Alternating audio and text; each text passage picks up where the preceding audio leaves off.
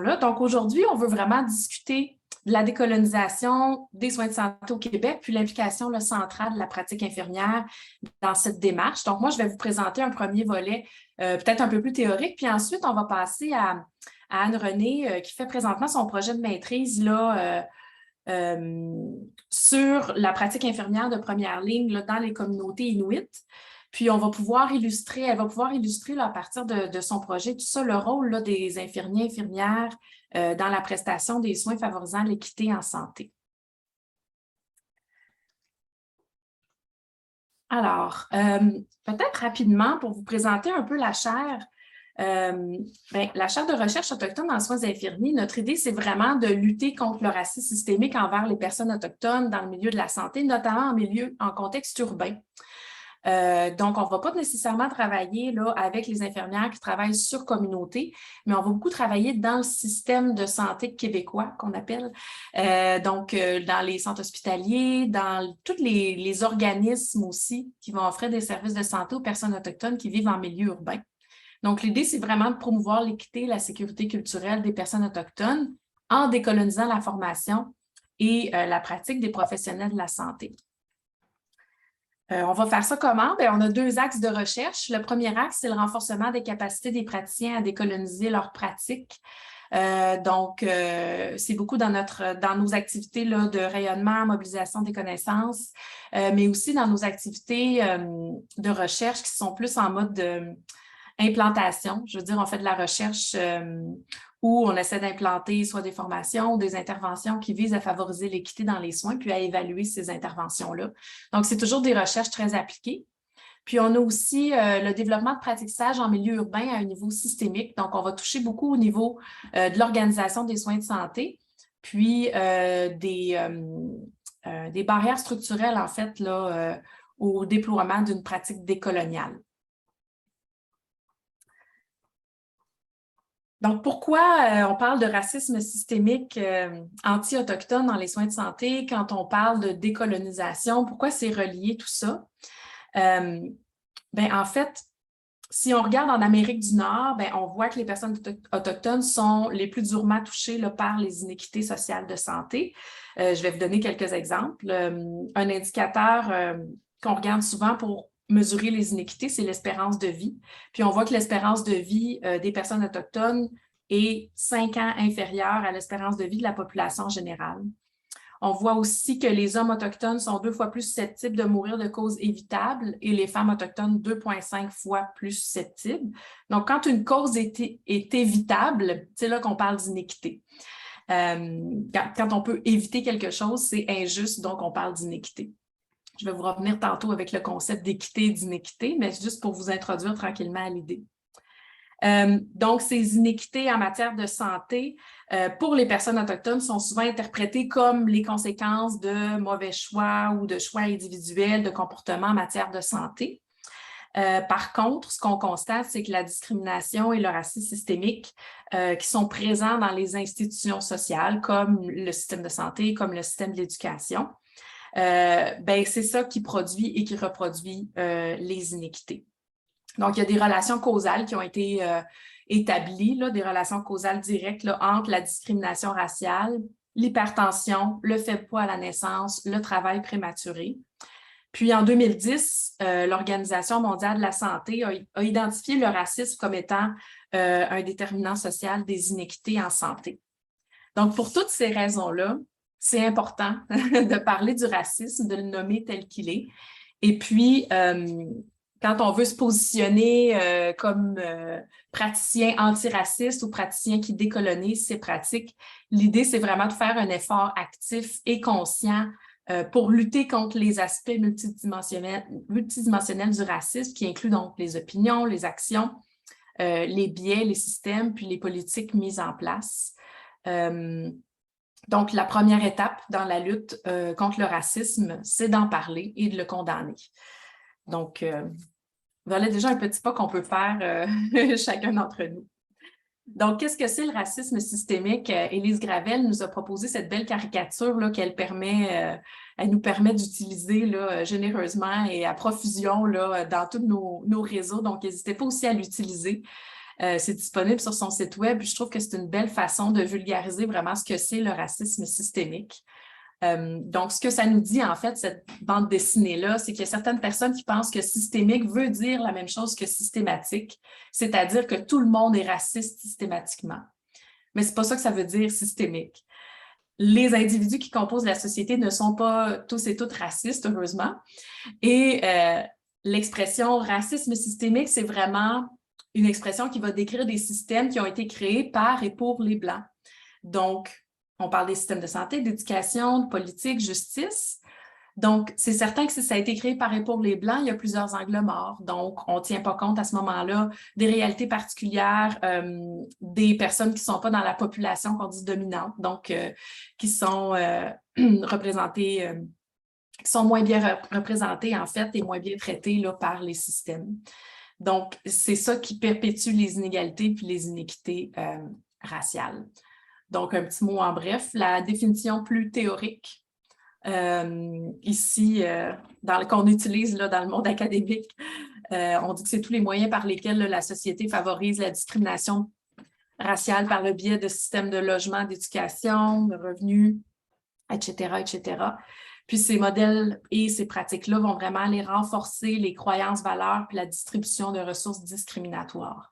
Donc, c'est souvent fait de façon inconsciente parce que quand on crée des systèmes, par exemple, par et pour les Blancs, bien, on ne réalise pas c'est quoi les angles morts. On a l'impression de couvrir tous les aspects, mais si on le vulgarise un peu, quand c'est toujours les mêmes gens qui tombent dans les cracks du système, il y a un problème avec le système. Voilà. Il y a plusieurs conséquences du racisme systémique sur la santé autochtone. On entend beaucoup parler là, des conséquences psychologiques de la discrimination raciale, du stress que ça amène. Mais ça amène également des conséquences physiques sur la santé physique et sur la santé mentale, évidemment. La discrimination mène aussi à des refus de traitement, à une diminution de l'accès aux soins de santé. Donc, parce que les personnes sont autochtones, elles reçoivent de moins bons soins, elles se voient même refuser certains types de soins et se voient même refuser l'accès à certains moments là, aux services de santé. Donc, comme nos systèmes de santé sont créés pour donner les mêmes services et soins à tous et à toutes sans prendre en considération les besoins et les réalités spécifiques de chacun, bien, c'est là qu'on voit nos angles morts, puis c'est là qu'il peut y avoir ces répercussions là, qui sont présentées dans le tableau présent. Donc, d'où provient le racisme systémique anti-autochtone? C'est là qu'on arrive avec notre mot préféré, la colonisation ou la décolonisation. Donc, le fait de considérer là, des groupes et des personnes, en fait, comme étant différents, bien, ça fait partie du processus de création des hiérarchies sociales qui sont vraiment le fondement de l'oppression. Puis quand on parle de colonisation, bien, la colonisation, c'est un événement qui s'est produit dans le passé, mais le colonialisme, c'est quelque chose qui se produit dans le présent. Donc, l'idéologie coloniale, qui est une vision du monde, en fait, est toujours présente aujourd'hui, puis est très et paraît dans nos pratiques, dans les structures justement du système de santé. Donc, tout ce que je vous ai exposé avant, la création du système de santé par et pour les Blancs, puis dans le fond, quand on continue à développer des structures de cette façon-là, en n'ayant pas tous les interlocuteurs autour de la table quand on prend des décisions, bien, on reproduit ces idéologies coloniales-là, là, souvent de façon inconsciente. Donc, Cheryl Ward, qui est une scholar en français, une chercheuse autochtone de la Colombie-Britannique là, qui était travailleuse sociale puis qui a fait un doctorat là, en éducation, nous propose une trajectoire là, qui mène à la discrimination envers les Autochtones, qui permet vraiment de comprendre l'impact des idéologies coloniales là, sur des comportements discriminatoires qui peuvent être visibles ou non, volontaires ou non aussi. Donc, selon ce modèle-là, qui est aussi inspiré d'une psychologue là, qui s'appelle Jackson, les comportements discriminatoires sont le résultat justement des idéologies coloniales, des stéréotypes et des préjugés. Donc, cette approche nous permet vraiment d'identifier où on peut intervenir pour interrompre la trajectoire menant à la discrimination envers les personnes autochtones. Donc, par exemple, on voit qu'il y a des images colonisatrices qui sont véhiculées dans le système de santé par les professionnels de la santé aussi. Par exemple, on peut penser souvent aux préjugés, aux stéréotypes que les mères autochtones sont considérées comme irresponsables et incompétentes, puis que les personnes autochtones sont nécessairement alcooliques, toxicomanes ou profitent du système. Donc, tout ça, ça fait partie là, des 10 stéréotypes les plus répandus chez les professionnels de la santé. Puis, si vous portez attention quand on est dans les milieux de soins, puis on écoute les gens parler des soins donnés aux personnes autochtones, on entend assez souvent ça encore aujourd'hui. Donc, ce n'est pas quelque chose du tout dans le passé. C'est quelque chose qui reste quand même très subtil aussi dans les façons de parler, dans les façons de faire aussi. Donc, dans le modèle de Ward, le stéréotype, c'est vraiment une opinion qui est formulée sur un groupe en faisant abstraction des particularités de chaque membre. Donc, l'objectif d'un stéréotype, ça sert vraiment à simplifier la réalité en associant à tous les membres d'un même groupe les mêmes caractéristiques, souvent en termes de comportement, d'habitudes et de rôles sociaux. Le préjugé qui va venir comme étape suivante, si on peut dire, c'est un élément qui permet de porter un jugement adopté sans vraiment un examen de la situation concrètement, là, du contexte actuel et tout ça. Donc, c'est un jugement qui est souvent négatif puis défavorable à l'égard d'un individu là, qui est catégorisé, là, qui est mis dans une catégorie. Puis un préjugé, en fait, ça vient souvent du milieu d'origine, de l'éducation ou de la culture d'une personne. Un préjugé se fonde toujours sur un stéréotype. Puis avoir des préjugés, ça s'accompagne d'une attitude négative qui peut donc influencer les décisions puis les prises d'action qui, elles, deviennent en fait des comportements discriminatoires. Les préjugés, on voit aussi qu'ils influencent les dynamiques sociales et structurelles à grande échelle. Donc, on a vraiment des impacts, oui, sur les comportements des individus, mais aussi, étant donné que qu'il y a un impact sur les actions des individus, il y a aussi un impact sur les dynamiques sociales entre les groupes et sur les structures de notre société. Donc, c'était en gros un peu d'où nous vient le racisme systémique et en fait les comportements discriminatoires envers les personnes autochtones.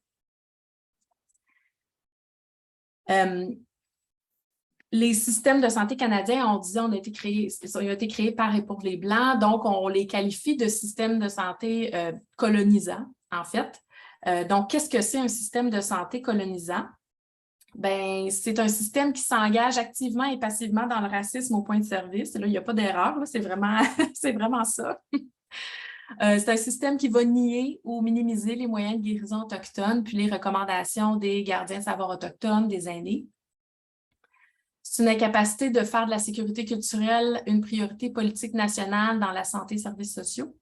Et là, on avait un peu un espoir au Québec parce qu'on avait Yann Lafrenière qui nous avait dit qu'elle allait intégrer la sécurité culturelle dans la loi sur la santé et les services sociaux. Mais bon, à 6 mois des élections, il s'est rétracté puis il a décidé que ça ne faisait plus partie de ses priorités. Alors, quand on voit que ce n'est pas une priorité, on a un exemple très flagrant. En fait, c'est une priorité dans les mots, mais dans les actions, ça l'est rarement. On a aussi une incapacité à développer des normes nationales pour intégrer la sécurité culturelle dans les programmes d'enseignement des professionnels de la santé. Et ici, on a quand même aussi un petit espoir ici parce que l'Association canadienne des écoles de sciences infirmières a voté il y a moins d'un mois que toutes les écoles membres devraient intégrer les recommandations des appels à l'action de la Commission Vérité et Conciliation, donc la recommandation numéro 24, qui est de former, je vais vous le dire brièvement, là, mais vous pourrez aller voir l'appel à l'action numéro 24, qui est vraiment là, de former les infirmières sur l'histoire, la déclaration des Nations unies sur les droits des peuples autochtones et tout ce qui entoure aussi l'histoire coloniale de notre profession. Donc, la saisie va rendre ça obligatoire, en fait, pour avoir l'accréditation pour les nouveaux programmes. Donc, ici, on a un espoir aussi, parce que c'est directement lié là, à la sécurité culturelle. Puis, comme dernier point, on a une incapacité des ordres professionnels de la santé à intégrer systématiquement la sécurité culturelle dans leur code d'éthique, de sorte que les autorisations d'exercice soient liées à la compétence en matière de sécurité culturelle. Bien, là aussi, on a un peu d'espoir parce que notre ordre a reconnu le racisme systémique l'an dernier et va aussi intégrer dans l'examen de l'ordre des questions sur la sécurité culturelle pour s'assurer que les infirmières qui entrent en pratique aient un niveau minimal à ce niveau-là.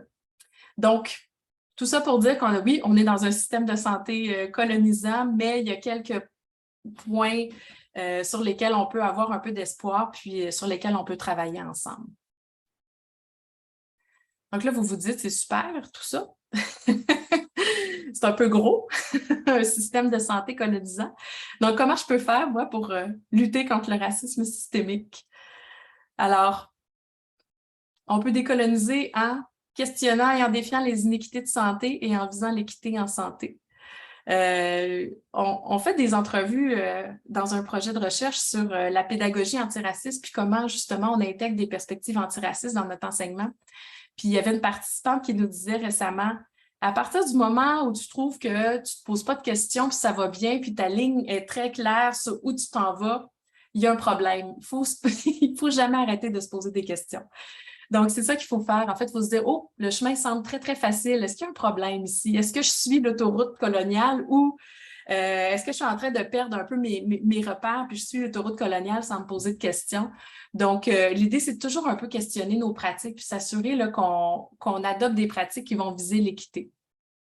On va adopter des pratiques de soins, des approches de soins antiracistes, favoriser la sécurité culturelle, puis on va s'engager dans tout ça, dans ce mouvement-là à long terme.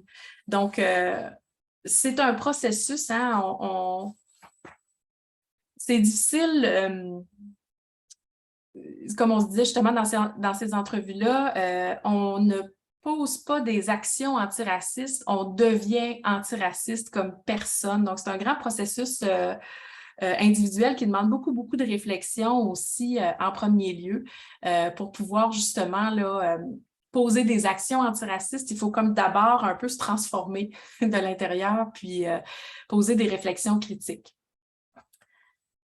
Donc, comment on peut faire comme infirmier, infirmière à différents niveaux, dans différents secteurs de la profession pour promouvoir l'équité en santé? Qu'est-ce que ça veut dire l'équité en santé? J'en ai parlé un petit peu quand je vous disais, aussitôt qu'il y a quelque chose qui est évitable, on est dans des questions d'injustice, donc c'est lié à l'équité directement. Donc, l'équité, c'est vraiment une absence de différence évitable entre des groupes de personnes. On veut que tous et toutes puissent avoir accès pleinement aux possibilités qui leur permettent de mener une vie saine. Et là, on ne parle pas juste des soins de santé, mais aussi d'avoir accès à un revenu stable, une sécurité d'emploi, un logement sécuritaire, l'accès à de l'eau potable, la sécurité alimentaire. Donc, si les accès, là, vous voyez mon beau dessin est très beau, puis la personne a accès à tout ça, mais si à un moment donné, les accès sont coupés, c'est à ce moment-là qu'on va parler d'inéquité. Donc, les inéquités, c'est des différences qui sont socialement construites, injustes et évitables. Donc, c'est ça qui est un petit peu frustrant, en fait, dans notre travail, c'est que c'est évitable, mais on fait toujours rien pour changer tout ça. Donc, aujourd'hui, on vous lance un appel d'essayer de reconnaître les inéquités puis de travailler vers l'équité. Donc, ce sont des obstacles qui sont socialement et structurellement modifiables. Donc, il y a quelque chose à faire pour lutter contre les inéquités. Puis, c'est beaucoup en lien avec les différences de pouvoir qu'on a dans la société, puis la sous-performance des systèmes de santé, y compris la qualité des soins. Donc, Anne-Renée va pouvoir vous parler là, de la tension entre l'équité et la qualité là, dans quelques minutes. Et puis, on entend souvent aussi « Ah, mais moi, je donne les mêmes soins à tout le monde.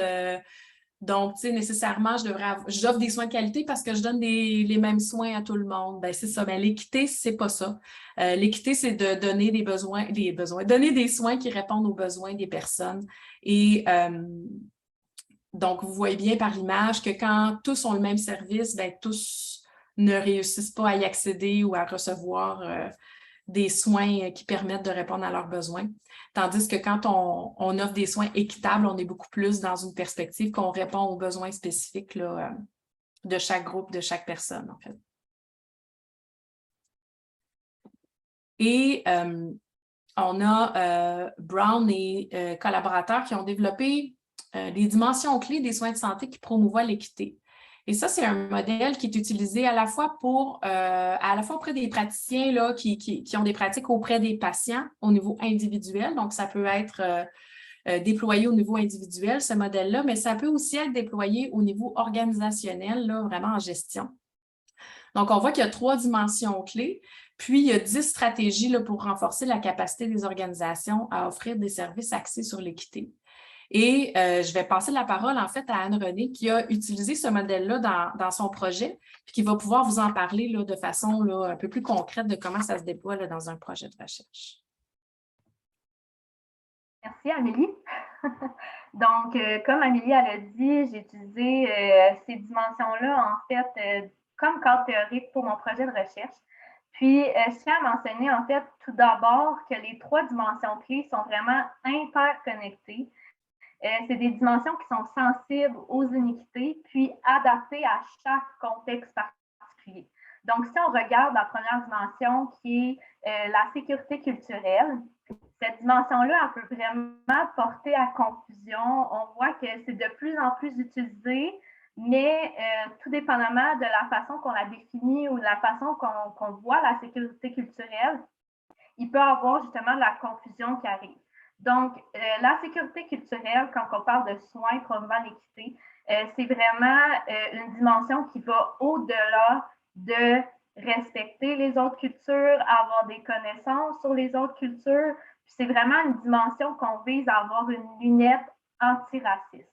Donc, comme Amélie a dit, avoir cette lunette antiraciste-là, ça nous permet de voir la sécurité culturelle comme un processus qui est vraiment dynamique, puis qui vise, entre autres, en fait, à la pratique réflexive individuelle sur nos propres biais, préjugés, stéréotypes. Puis quand on met cette lunette-là, on peut vraiment voir tous les enjeux de pouvoir qui existent entre une personne autochtone et alloctone. Puis finalement, en fait, la sécurité culturelle, c'est vraiment toujours au patient de décider s'il a reçu ou non des soins culturellement sécurisants. Pour ce qui est de la deuxième dimension, celle sensible au traumatisme et à la violence, c'est vraiment une dimension en fait qui reconnaît les traumatismes du passé, qui reconnaît aussi le caractère intergénérationnel des traumatismes, mais aussi qui met l'emphase sur les processus de violence et de discrimination qui se perpétuent encore à ce jour, en fait. La violence structurelle, ça a vraiment un caractère qui est très insidieux, puis ça a des impacts, en fait, sur la santé qui sont reconnus, comme Amélie vous l'a présenté aussi en début de présentation. Puis finalement, la troisième dimension, la réduction des méfaits. Cette dimension-là, elle vise vraiment à voir la consommation de substances comme interreliée, en fait, avec les conditions sociales. Donc, il faut vraiment éviter tout jugement par rapport à la consommation, mais on vise plutôt à agir sur les politiques qui sont injustes et ou discriminatoires. Donc, on va viser, par exemple, à promouvoir des logements sécuritaires ou à décriminaliser l'usage des drogues. Donc, comme vous voyez dans cette figure-là, les dimensions clés, les stratégies, ça vise vraiment à réduire les effets des iniquités structurelles, les impacts du racisme, de la discrimination et la disparité entre nos approches de soins qui sont faites par et pour des Blancs, donc plus conventionnelles, puis les besoins des personnes. Donc, ce qui m'amène à parler de mon projet de recherche. On a trouvé ça intéressant. Là, maintenant, vous avez comme des connaissances un peu plus générales qu'Amélie vous a si bien décrit. Je vais vous parler en fait de mon projet de recherche qui s'intéressait vraiment à l'approche de soins équitables des infirmières qui pratiquent en première ligne dans les communautés inuites du Nunavik. Donc, si on regarde, je veux vraiment vous présenter le contexte des iniquités qui sont spécifiques pour les communautés inuites. Donc, Amélie vous a vraiment parlé des iniquités en général des personnes autochtones, bien qu'il y a des enjeux, vraiment des enjeux iniquités qui sont communs, mais les Inuits ont vraiment des iniquités qui sont spécifiques. Puis, je trouvais important de le mentionner. Donc, comme Amélie elle a dit, en fait, pour les personnes autochtones, en général, l'espérance de vie, elle est de 5 ans de moins, mais pour les Inuits, c'est de 10 ans de moins que le reste de la population canadienne. Ces communautés-là sont reconnues à avoir des conditions de vie qui sont parmi les pires au Canada. On a encore une difficulté à l'accessibilité à l'eau potable qui est très présente, une surpopulation des logements qui est très problématique, qui amène en fait le taux de tuberculose complètement faramineux que vous voyez à l'écran, 300 fois plus élevé. Puis, au niveau de l'insécurité alimentaire, on a 70 des ménages inuits qui vivent de l'insécurité alimentaire, un taux de suicide de 5 à 25 fois plus élevé que le reste de la population canadienne. Donc, c'est sûr, j'arrive avec mes statistiques choc, là, mais je trouvais ça quand même important de le présenter parce que c'est la situation, c'est ce que vivent les communautés inuites. Puis, moi, je vais vous présenter en fait justement le rôle de l'infirmière. L'infirmière est essentielle dans ce contexte-là. Les iniquités, on dit, les iniquités que vous avez vues, en fait, amèneraient des besoins en matière de santé qui seraient 10 fois plus élevés qu'ailleurs qu'au Québec.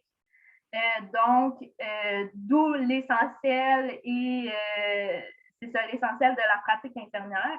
Puis là, je vous ramène un peu en arrière. Si vous ne connaissez pas, c'est où le Nunavik? Je vous ai mis une petite carte. Le Nunavik, c'est notre grand nord québécois, en fait. Puis, fun fact, ça représente environ le tiers de tout le territoire du Québec. Donc, c'est un territoire qui est immense, qui comprend 14 communautés inuites. Puis, je tiens à dire aussi dès le départ que le système de soins de santé au Nunavik relève du gouvernement provincial. Donc, les Inuits ont signé une convention avec le gouvernement du Québec en 1975, puis c'est le gouvernement du Québec qui est responsable des soins de santé au Nunavik.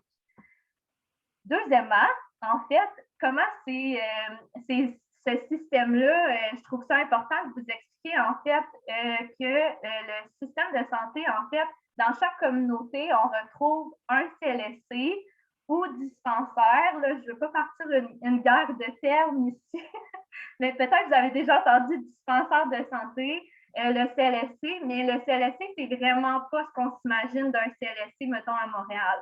Donc, je veux vraiment vous expliquer de la façon que ça fonctionne au Nunavik. C'est des walking clinics. Le patient entre au CLSC, puis est vu par une infirmière qui fait son évaluation, une infirmière en rôle élargi, qui fait son évaluation complète, qui a un guide thérapeutique infirmier avec des ordonnances collectives.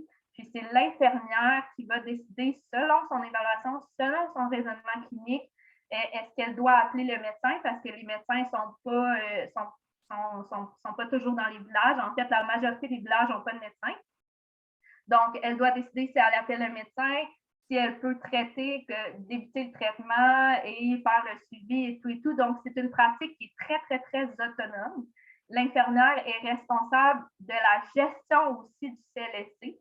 Donc, elle est responsable des médicaments, de s'assurer qu'on a assez de matériel. Donc, c'est vraiment un rôle c'est la pierre angulaire, en fait, de tous les services de première ligne qui sont au Nunavik. Puis, dans chaque CLSC, là, comme vous voyez, en fait, sur le territoire, on a seulement 2 centres de santé. C'est des hôpitaux de région qui n'ont pas de spécialistes. Donc, tous les patients qui ont besoin de soins un peu plus spécialisés doivent aller à Montréal. Il n'y a aucune route au Nunavik. Ça se fait par transfert par avion. Donc, tout ça pour dire que moi, je me suis vraiment questionnée. En fait, je suis comme, l'infirmière est tellement importante. Qu'est-ce qu'on connaît de la pratique infirmière en région éloignée? Puis c'est pour ça que je me suis intéressée quand j'ai fait ma recension des écrits. En fait, je me suis comme, je me doutais, là, mais j'ai comme frappé un mur on n'en connaît que très peu, finalement. Donc, est-ce que c'est une pratique infirmière invisible? Je vous pose la question aujourd'hui. Ce qu'on connaît, ça date d'environ il y a 20 ans.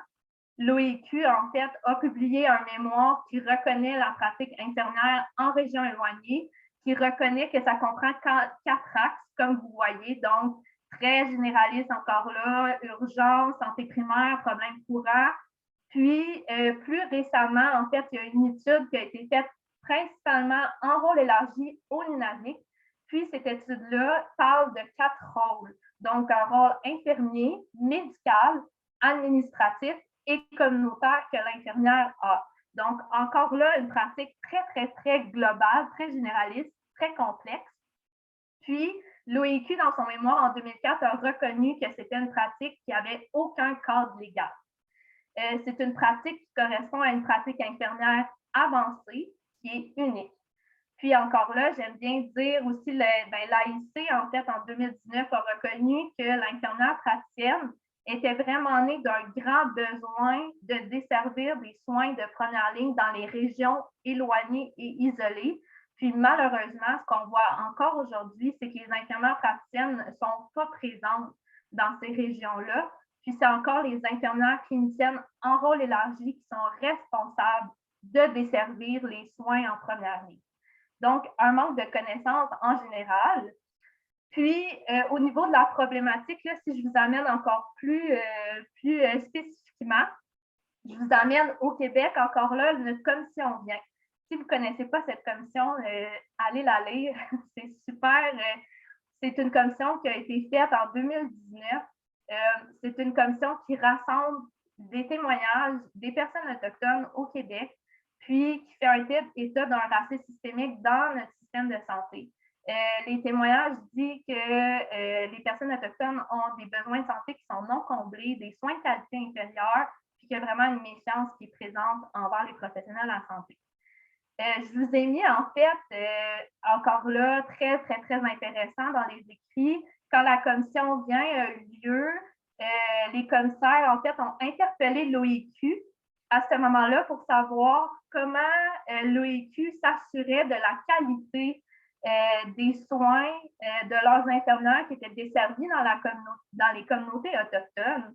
Et l'OIQ, à ce moment-là, a dit qu'il avait observé aucune lacune à l'égard des réalités autochtones ni des pratiques de sécurité culturelle. Mais par contre, il y avait peut-être des lacunes qui étaient plus de nature clinique. Donc, ce qu'il avait observé, c'est que les infirmières disaient qu'il manquait beaucoup, beaucoup de formation, plus au niveau clinique, mais les infirmières, elles se disaient sécuritairement culturelles, puis qu'ils n'avaient pas observé ces lacunes-là. Au même moment, encore très intéressant, au Nunavik, on avait une grande enquête qui questionnait les Inuits. Et les Inuits, eux, disaient que 80% des soins n'étaient pas adaptés culturellement. Donc, on voit vraiment la différence de discours, d'où l'importance de toujours se ramener à qui peut déterminer s'il reçoit des soins culturellement sécurisants. Ça revient aux personnes autochtones, aux patients. Donc, avec toute cette problématique-là, je me suis intéressée, mon but, mes questions de recherche. Donc, je voulais vraiment aller questionner les infirmières dans les communautés inuites du Nunavik, dans leur prestation de soins et services promouvant l'équité. Donc, je me suis posé 3 questions. Quelle est leur conception de soins équitables? Quels sont leurs défis pour offrir des soins équitables? Quelles stratégies elles utilisent? Comme je vous ai mentionné, j'ai utilisé le cadre théorique de Brown, de l'Equip Healthcare. Ça m'a vraiment aidé à monter ma collecte de données, mon analyse de données. Tout mon projet s'est basé en fait sur les définitions et les dimensions de soins de santé promouvant l'équité. Ma méthodologie était vraiment au niveau, j'ai eu un devis descriptif interprétatif, puis j'ai eu la chance de faire 10 entrevues en fait auprès d'infirmières travaillant dans les communautés inuites du Nunavik. Je fais présentement une analyse thématique des données qui est en cours, mais qu'est-ce qui est le fun aujourd'hui? Je vous présente quelques résultats préliminaires. Donc, un scoop. Donc, c'est venu assez rapidement, je vous dirais, dans mon analyse que j'ai remarqué 2 conceptions, en fait, pour les infirmières. On avait presque la moitié de mes participants avaient une conception qui se rapprochait beaucoup plus de l'égalité, comme Amélie a dit. On avait beaucoup j'avais beaucoup, mes participants me disaient, moi, je donne les mêmes soins pour tous, peu importe la couleur de peau, peu importe l'ethnie, peu importe la culture. Donc, j'avais vraiment des participants qui définissaient l'équité comme y avait une conception, en fait, qui était reliée à l'égalité. Puis, j'avais d'autres participants qui avaient une conception plus décoloniale, qui était vraiment axée sur les besoins de santé spécifiques des Inuits. Dans les deux conceptions, en fait, ce que vous voyez, ce que je trouvais intéressant d'amener aujourd'hui, c'est qu'au niveau de la conception égalitaire, on avait un discours qui était culturaliste, qui était très présent.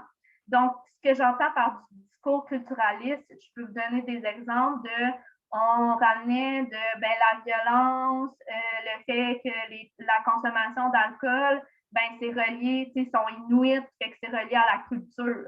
Fait qu'on reliait beaucoup soit des déterminants sociaux ou on reliait tout à la culture, beaucoup de croyances qui reliaient l'Inuit, il ne sera jamais en santé parce qu'il est Inuit, parce que c'est dans sa culture de ne pas avoir des bonnes habitudes de vie.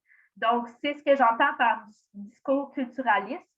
Par contre, celle qui avait une conception décoloniale avait une conscience critique qui était très présente, donc qui remettait en question sa façon de soigner, qui remettait en question, qui avait une vision en fait du contexte colonial, puis une vision aussi du système de santé qui a été implanté au Nunavik, qui me disait même qu'on poursuivait en fait des pratiques qui étaient complètement coloniales et inéquitables parce qu'on leur imposait notre vision, notre approche biomédicale, on ne s'assurait pas de répondre à leurs besoins de santé, fait qu'il y avait une conscience critique même aussi de l'impact que mon identité de blanc avait sur mes soins.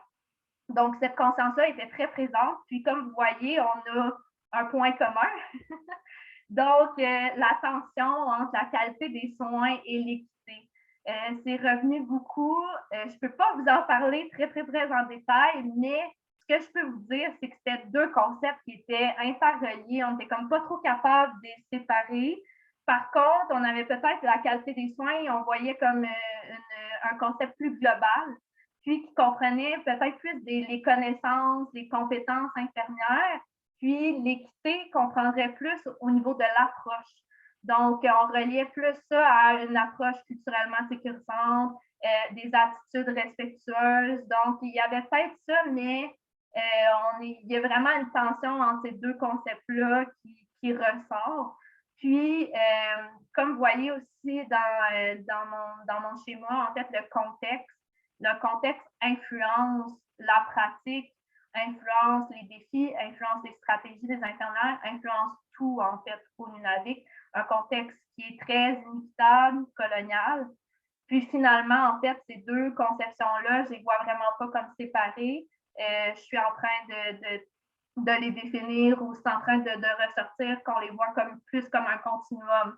Donc, certaines infirmières pouvaient avoir une conception décoloniale, mais ils s'en allaient vers l'égalité dans certains sujets ou vice-versa. Donc, c'était pas découpé encore, moi j'ai une conception décoloniale, moi j'ai une conception égalitaire, fait que j'y vois vraiment comme un continuum, en fait. Puis, comme je vous ai dit, en fait, au niveau de mes questions de recherche, pour ce qui est de la conception, tu peux changer de diapo. Donc, comme je vous ai expliqué, en fait, la conception, j'avais vraiment, moi, je donne les mêmes soins pour tous, peu importe si c'est Inuit. Puis, au niveau équité décoloniale, on avait vraiment des questionnements moi, j'ai l'impression que c'est la même époque que la colonisation parce qu'on impose notre façon de faire, on impose nos soins de santé, puis on ne leur demande pas, en fait, on ne voit pas les priorités des communautés. Puis, il y a encore un visage colonial qui est très présent au Nunavik. Pour ce qui est des défis et stratégies, les défis, encore là, c'est préliminaire, mais bien sûr, des défis qui ressortaient beaucoup au niveau organisationnel, structurel, des défis reliés au système de santé qui était et pour les Blancs, les besoins des Blancs. On décrivait en fait ce système-là comme extrêmement rigide. Le manque de ressources revenait aussi comme un des défis les plus prenants. Puis aussi, qu'est-ce qui était intéressant, c'est que les critères, en fait, des systèmes de santé, les critères de performance et de qualité, ces critères-là sont déterminés par les non-autochtones. Donc, quand je vous parle de la tension entre la qualité des soins et l'équité, ben, les infirmières me disaient, ben, moi, j'ai appris d'une certaine façon avec mon approche occidentale, biomédicale. J'ai des critères à respecter de mon ordre qui est très, très, très, justement, encore là, biomédical. Puis, mais j'ai l'impression que ça répond pas aux besoins spécifiques des Inuits. Donc, comment ils naviguent dans ça, c'est vraiment une stratégie de, ben, parfois, en fait, on me dit juste, ben, moi, certaines politiques, je les trouve complètement discriminatoires, fait que moi, je vais être rebelle, puis je vais viser à juste répondre aux besoins de santé de mon patient, puis je vais think outside the box. Je vais aller au-delà de tout ce qu'on dit. Donc, c'était pas mal ça pour mon petit, oui, j'ai fini, Amélie. Mon petit projet de recherche est comme là, fini, arrête de parler. Donc, voilà, je laisse Amélie pour le mot de la fin.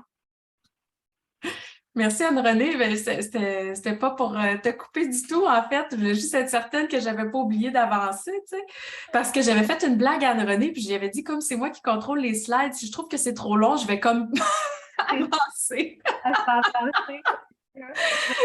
Mais c'était pas du tout le cas. Merci beaucoup d'avoir présenté ton projet, Anne-Renée. Puis c'est ça, c'est des résultats préliminaires. Donc, vous avez la primeur aujourd'hui, là. Ben, en gros, je vais conclure là-dessus. Décoloniser les soins de santé, comme vous l'avez entendu aujourd'hui, ben, c'est des efforts organisationnels à grande échelle, mais qui intègrent aussi plusieurs stratégies individuelles et organisationnelles à plus petite échelle. Donc, je vous invite à réfléchir aussi dans vos organisations, là, que ce soit en formation, en recherche ou en pratique clinique, à comment on peut décoloniser un petit pas à la fois. Puis aussi en pensant à un impact plus grand là, au niveau structurel. Donc, voilà, c'est tout pour nous. On vous remercie beaucoup d'avoir pris le temps de nous écouter. Puis en fait, on est ouverte à vos questions. Ben, merci infiniment. Donc, ça fera une bonne main d'applaudissements. Je pense qu'on peut enlever parfait la présentation PowerPoint. C'était vraiment excellent. J'invite tout le monde, si vous voulez ouvrir votre caméra puis on débute la discussion. Si vous avez des commentaires, si vous avez des questions, donc vous levez la main ou je ne sais pas si vous avez dans le chat. Je pense que c'était toujours je pense que Céline, je te laisse la. Oui, vas-y.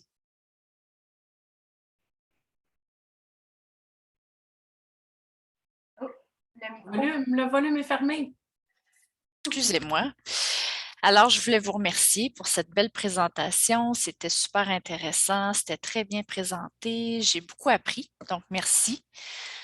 J'aurais une petite question pour vous. Puis, c'est un peu sur la signification aussi qu'on donne à certains concepts. Donc, vous avez beaucoup adressé la sécurité culturelle. J'ai trouvé ça super intéressant. Et vous avez aussi contrasté le fait que des infirmières ou des praticiens qui offrent les soins, la perception n'est pas la même que les personnes qui reçoivent les soins. Donc, je me demande si la façon de conceptualiser justement le terme n'est pas interprétée de façon différente par les deux parties.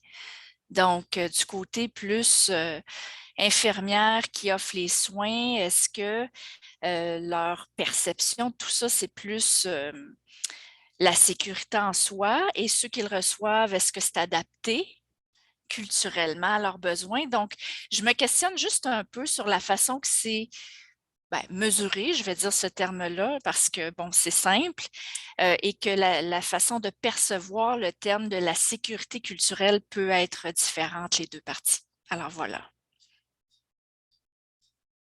Ben oui, si je peux me permettre, puis Anne-Renée, n'hésite pas à sauter sur l'occasion. Mais en fait, la conceptualisation de la sécurité culturelle, c'est toute une affaire, en fait. Puis, c'est très clair depuis le début, depuis que ce concept-là est né d'une infirmière maori en Nouvelle-Zélande qui a observé des écarts dans les façons de soigner entre les personnes maoris puis les personnes descendante de la couronne. Ben, c'est né de là. Puis l'idée, c'était vraiment de favoriser les approches antiracistes, puis d'avoir des approches très critiques par rapport aux soins, mais que ça se soit évalué par les patients. Donc, la question de l'évaluation par les patients est là depuis toujours. Par contre, c'est comme si avec le temps, les diverses professions de la santé se sont un peu approprié le terme et l'ont intégré dans leur jargon professionnel et tout ça. Et là, se sont appropriés différentes façons de parler de la sécurité culturelle et de parler des impacts aussi de la sécurité culturelle. Puis ce qu'on voit présentement, c'est qu'il y a comme deux tendances à la conceptualisation. Puis je dirais que la tendance critique, un petit peu comme Anne-Renée a présenté, finalement, on a une tendance qui est plus conscience critique et tout ça, qui va se retrouver comme plus chez les patients ou les utilisateurs de services. Puis on a la conscience de soins égalitaires qui va se retrouver plus chez les professionnels de la santé. Puis ça, c'est problématique justement parce qu'on ne comprend pas la même chose de la sécurité culturelle. Puis je pense qu'à ce moment-là, tu sais, il faut poser un regard sur qu'est-ce qui est enseigné aux infirmiers ou aux infirmières, comment on évalue la sécurité, la qualité des soins, quelle perspective on prend en considération dans ce temps-là. Puis est-ce qu'il y en a vraiment beaucoup des outils qui mesurent la qualité des soins de la perspective des patients? En tout cas. Puis, donc, tu sais, il y a tout ça aussi, puis comment on discute de la sécurité culturelle, pourquoi c'est important pour notre profession, est-ce qu'on pose un regard critique sur notre profession, puis son rôle dans la production et la reproduction du racisme systémique. Donc, c'est toutes des questions, je pense, qu'il faut se poser. Puis, le développement de la conscience critique est vraiment, je pense, le cœur de la question pour comprendre la sécurité culturelle, puis essayer justement là, d'avoir une position d'humilité puis de se fier aussi au jugement des personnes qui reçoivent les soins. Je ne sais pas si ça répond. Oui, en fait, je pense que c'est le début d'une réponse qui aura sûrement plusieurs étapes parce que ce que j'entends, c'est qu'il y a du travail à faire sur l'éducation pour que le terme ait une signification un peu plus commune et non selon ce que j'en pense ou ce que, bon. Et j'entends aussi qu'il y a il y a du travail à faire au niveau de comment on mesure ça et comment on interprète ça. Oui, tout à fait. Il y a Ouais. beaucoup de travail à faire sur le comment on le mesure, en fait. Ouais. Merci. Justement, dans les écrits, ce que j'ai vu, c'est que c'était ça qui était très problématique parce qu'on ne savait pas comment évaluer. Ben, en fait, il n'y avait pas de critères. Si on regarde juste la première ligne, en fait, là, dans nos systèmes, comment on évalue le critère de performance, efficacité, il n'y a aucun critère qui mesure présentement une approche culturellement sécurisante ou cet aspect-là, ce concept-là vraiment.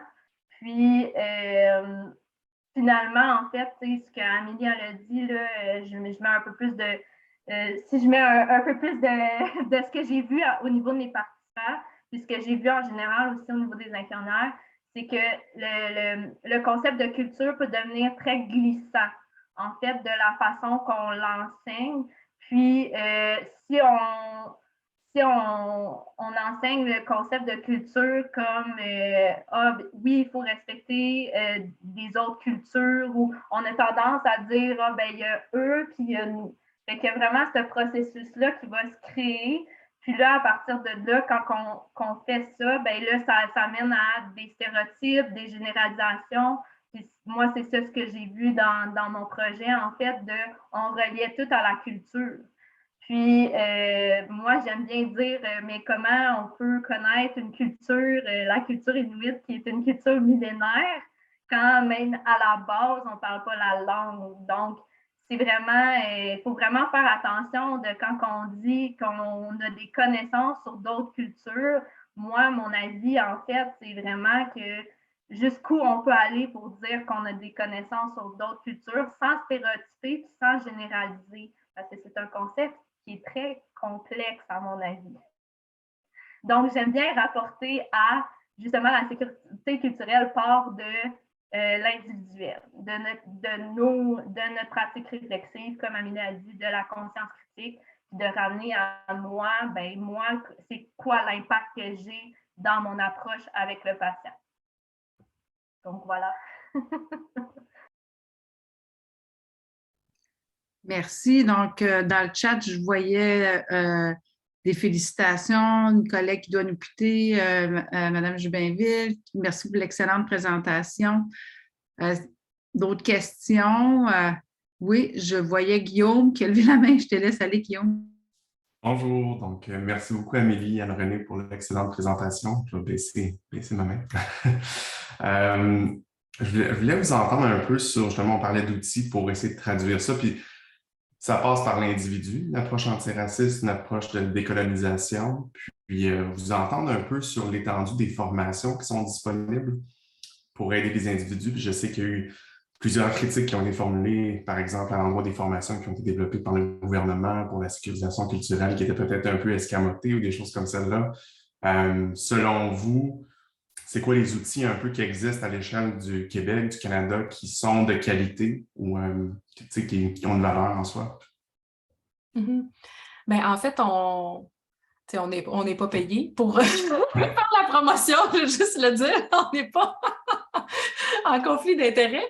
Mais en fait, ce qu'on peut remarquer, en fait, c'est nous, ce qui nous intéresse quand on va utiliser des outils puis qu'on va faire la promotion de formation, c'est les impacts. Hein? On veut savoir si, par exemple, les formations qu'on donne vont avoir des impacts sur les pratiques. On veut savoir si les formations qu'on donne vont transformer les pratiques pour favoriser l'équité, favoriser la sécurité culturelle, décoloniser, tout ça.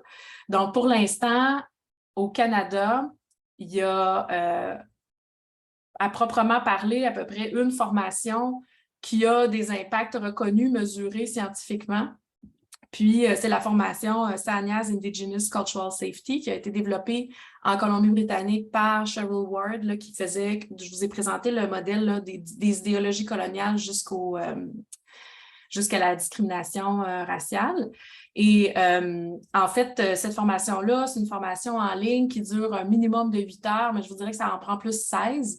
Puis, tu sais, c'est une formation qui est critique et tout ça. Puis, ils ont tout un système d'évaluation des impacts aussi et de suivi des participants. Donc, en général, si je peux parler un peu des caractéristiques de cette formation-là qui font qu'elle a des impacts, c'est que c'est une formation qui est en ligne, oui, mais ce n'est pas une formation où on est seul à suivre ça à notre rythme. On le suit à notre rythme à un certain point. On a 8 semaines pour remplir 8 modules, puis on fait partie d'un groupe, d'une cohorte qui discute. Il y a des devoirs à faire.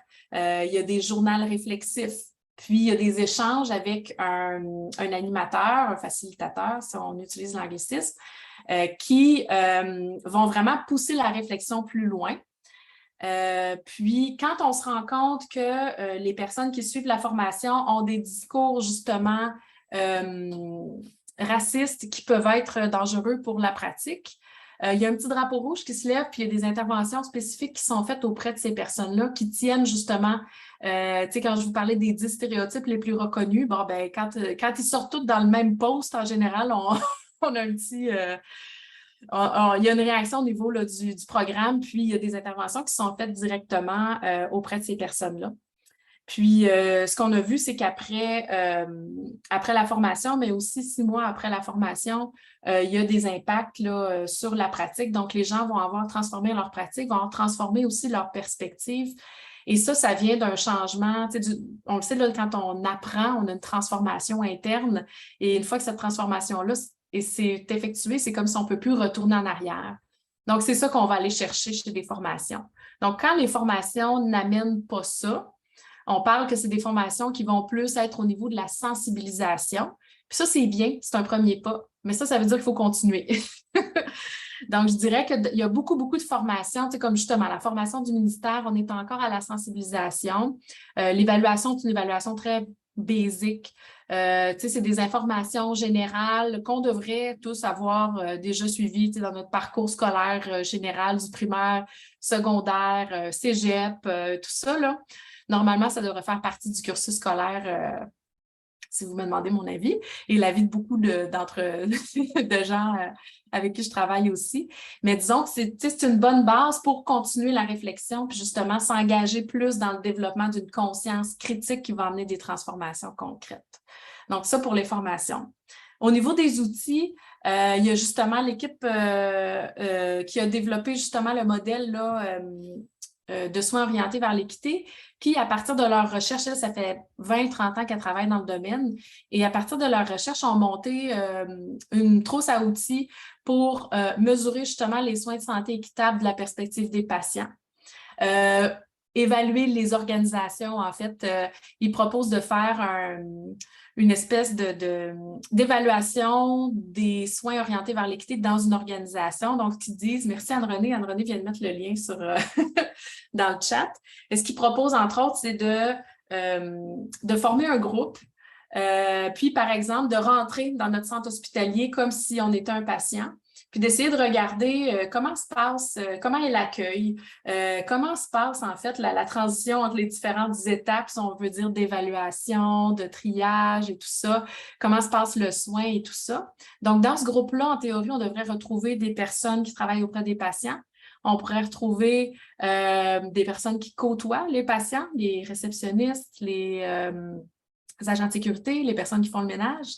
On pourrait retrouver des gestionnaires, puis des patients aussi. Donc, la discussion se fait vraiment ensemble. Puis là, on a une série de questions auxquelles on doit répondre pour coter l'organisation. Puis l'idée, c'est pas de dire « Ah, nous, on est super bon » ou « Nous, on est moins bon ».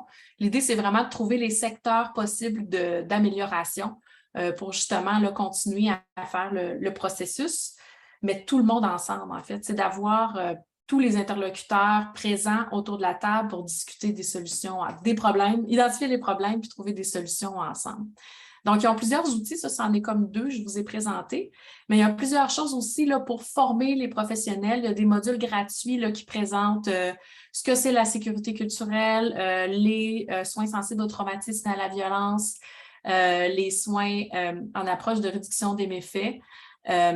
Donc, on a différents outils là, qui sont présents sur le site, là, qui sont utilisables aussi par les organisations, les professionnels. Puis, on est en train de les traduire. En fait, on est impliqué dans la traduction de ces outils-là.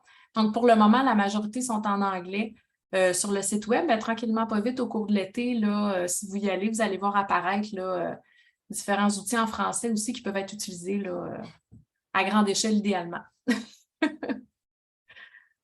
Tout ce qu'ils demandent, en fait, c'est si vous utilisez les outils, bien, donnez du feedback. Donc, comme ça, ils sont contents. On a une impression aussi de où c'est utilisé, comment c'est utilisé, puis s'il y a des modifications à faire. Parce que depuis que je travaille avec eux, en fait, depuis 2010, il y a vraiment eu une évolution là, de tous ces outils-là. Donc, ils sont révisés régulièrement là, avec les commentaires qui sont reçus. Donc, c'est super. Toujours très à jour. Voilà. Merci beaucoup. Est-ce qu'il y a d'autres commentaires, suggestions, questions? C'était vraiment... C'est surprenant quand vous expliquez bien le racisme systémique qu'on n'a pas de... On voit bien qu'au niveau organisationnel, c'est là, mais je comprends au niveau individuel comment on peut avancer, évoluer, mais comme au niveau... Si notre gouvernement... reconnaît pas ça, tu sais, c'est comme... c'est vraiment une grande barrière. Oui, on ne peut pas lutter contre le racisme si on ne reconnaît pas qu'il existe. C'est sûr et certain. Puis, c'est ça. Quand M. Legault refuse de reconnaître le racisme, son principal argument, c'est de dire, bien là, si on reconnaît qu'il y a du racisme dans les systèmes, il va falloir changer les systèmes. C'est ça qu'il faut. Mais... Exactement. OK. Bon, ben, il a bien compris l'enjeu. OK. Ouais, sans tout changer, il y a des choses à adapter, en tout cas. OK. Ben, je vais laisser la parole à Mme Leclerc, oui. Merci, Amélie. Merci aussi à toi, Anne-Renée. Super intéressant. J'ai 1 million de questions, mais je vais essayer d'en formuler une là, qui... en fait, là, avec ce que vous avez dit d'entrée de jeu, qu'à l'ordre, il allait mettre des questions sur la sécurité culturelle. Moi, ma préoccupation vient au niveau pédagogique, l'arrimage qu'on doit avoir autant au niveau collégial, au niveau universitaire, qui doit donner cette formation-là. Bon, il y a plein de questions encore pas nécessairement résolues, mais j'aimerais vous entendre comment vous le voyez, vous, de votre perspective. Merci. Merci Anne-Marie, bonjour. Tu soulèves un grand gap, comme on dit dans la littérature. En fait, ce qu'on voit dans la littérature, c'est que les formateurs ne se sentent pas prêts ni outillés là, à aborder les questions de racisme systémique, de décolonisation et tout ça. Puis, en fait, ça fait partie des recherches qu'on fait là, justement à la chaire, d'essayer justement de mieux comprendre comment on intègre et qu'on déploie les approches antiracistes là, dans les pratiques des formateurs en santé. Donc, c'est sûr que on n'a pas de réponse toute faite demain matin, mais tranquillement, pas vite, je pense que les chercheurs on travaille là-dessus pour justement développer les outils, puis peut-être faire justement là, des formations qui seraient disponibles là, à l'ensemble du corps professoral, puis des personnes qui sont impliquées là, dans la formation pour que les gens ils saisissent bien de quoi ils retournent quand on parle de racisme puis de pratiques antiracistes dans la formation. Et puis, parce que ce qu'on remarque aussi, c'est que quand, par exemple, la sécurité culturelle ou les questions reliées aux enjeux de santé autochtone sont confinées à un cours, c'est pas suffisant pour transformer les pratiques, ça va pas se faire comme ça. Donc, il faut vraiment que la conscience critique soit développée, par exemple, tout au long du cursus de formation initiale, puis qu'on travaille tranquillement là, avec les étudiants, les étudiantes en soins infirmiers, en sciences infirmières, pour qu'ils développent cette conscience critique-là. Puis éventuellement, ce ne sera pas juste les patients autochtones qui vont en bénéficier, mais ça va être tous les patients qui vivent des inéquités. Donc, je pense que comme formateur, c'est peut-être l'idée qu'on devrait garder en tête, c'est que si notre corps enseignant est formé aux approches antiracistes, puis il y a une certaine conscience déjà en partant, on va travailler beaucoup mieux ensemble pour développer cette conscience critique-là là, chez les étudiants. C'est ça. Mais il n'y a pas de. C'est ça. Il n'y a pas de solution miracle. Un petit pas à la fois.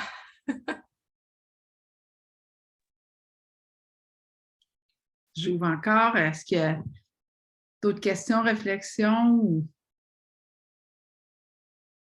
Anne-Renée, voulais-tu aborder? Parce qu'Anne-Renée est aussi assistante de recherche sur ce projet-là, justement. Là, Puis on a des entrevues vraiment fascinantes puis super intéressantes. Il y a des formateurs antiracistes là, fascinants au Québec puis dans le reste du Canada là, qui sont vraiment inspirants. Donc, on espère que les résultats de ce projet-là, là, on finit la collecte des données cet été.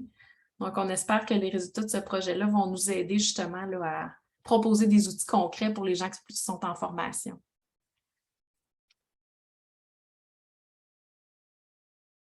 Oui, j'ai rien à rajouter. Tout a été dit, je pense. Je pense que votre présentation mène beaucoup à la réflexion. Je pense que vous avez comme plaidé, vous n'avez pas plaidé, mais je veux dire, c'est quand même, on comprend bien tous les enjeux. Puis qu'est-ce qui se passe avec votre modèle aussi, que dans le fond, souvent, on remettait pas souvent, je peux parler pour moi-même, la responsabilité individuelle, mais à quelque part, c'est tous des déterminants sociaux qui sont à la base de tout ça. Donc, c'est vraiment, en tout cas, vous avez comme, je trouve que vous avez bien rendu le message. C'est ça. C'est facile de dire, en tout cas, l'exemple est bon culturellement, bien. C'est dans leur culture, ils sont pas capables de supporter l'alcool, c'est dans leur culture. Tu sais, tout ça, là, on entend ça. Mais dans le fond, à la base, c'est toutes sortes d'inéquités, puis vous avez bien expliqué, toutes sortes d'inéquités puis de déterminants sociaux qui subsistent, puis des déterminants sociaux qu'on devrait cibler, puis que c'est ça. L'eau, en tout cas. Vraiment, bravo. Moi, j'ai vraiment apprécié votre présentation. Bien, merci beaucoup. Merci. Ouais. N'hésitez pas s'il y a des choses qui vous viennent en tête là, après les présentations. Là, on est toutes facilement trouvables sur ruemontréal.ca. Là, donc, n'hésitez pas à nous écrire ou à poser d'autres questions. Ou si vous avez envie d'utiliser des outils ou vous cherchez des outils aussi, je vous réfère vraiment à la page Equip Healthcare. C'est sûr que pour l'instant, c'est ça, sont plus en anglais. Mais si vous comprenez bien l'anglais, je pense que vous allez être aussi satisfait. Là, ça va satisfaire une partie de votre curiosité, certainement, de regarder ce qui se passe sur ce site-là. Là. Bien, merci beaucoup. Puis, donc, À la prochaine, tout le monde. Oui, bon été. Bon été. Oui, merci. Bon été. Merci beaucoup. Prenez soin de vous. Oui. Merci, bon été. Josée, tu